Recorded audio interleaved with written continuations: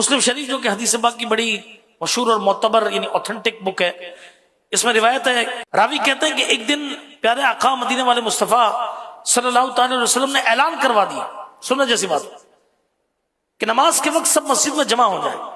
سب جمع ہو گئے، نماز ادا کی گئی۔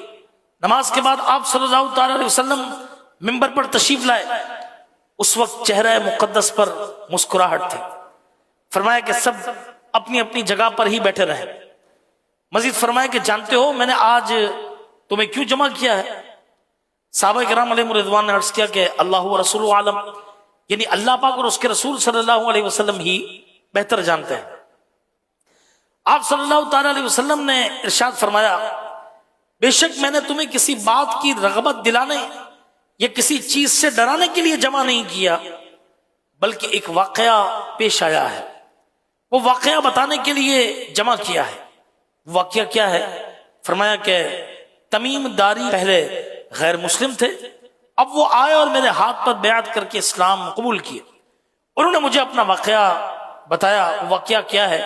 وہی باتیں جو میں تمہیں بتاتا ہوں۔ اب حضرت تمیم داری رضی اللہ عنہ کے ساتھ جو کچھ پیش آیا، آپ صلی اللہ تعالی علیہ وسلم نے وہ واقعہ ممبر پر بیٹھ کر بیان کیا۔ حضرت تمیم داری رضی اللہ عنہ کہتے ہیں کہ ہم 30 افراد تھے، 30 پیپل، بحری سفر پر روانہ ہوئے۔ اس دوران سخت موجیں آئیں جنہوں نے ہمارے بحری جہاز کو اس کے راستے سے ہٹا دیا۔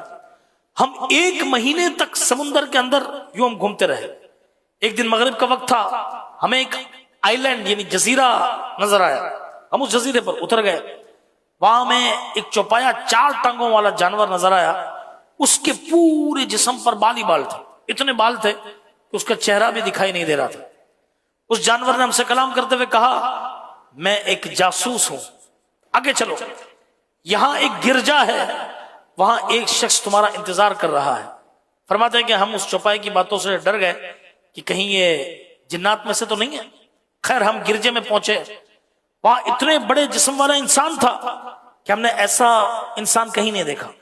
اس کو مضبوط ترین زنجیروں سے باندھا گیا۔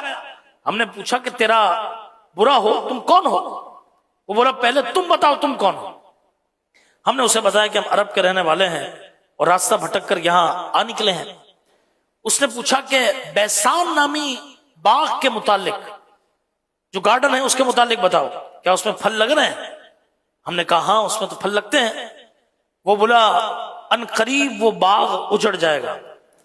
پھر بولا کہ بحیرہ طبریہ یعنی سی آف گیلیلی، یہ فلسطین کے قریب ایک بہت بڑی جھیل ہے، کیا اس کے اندر پانی ہے؟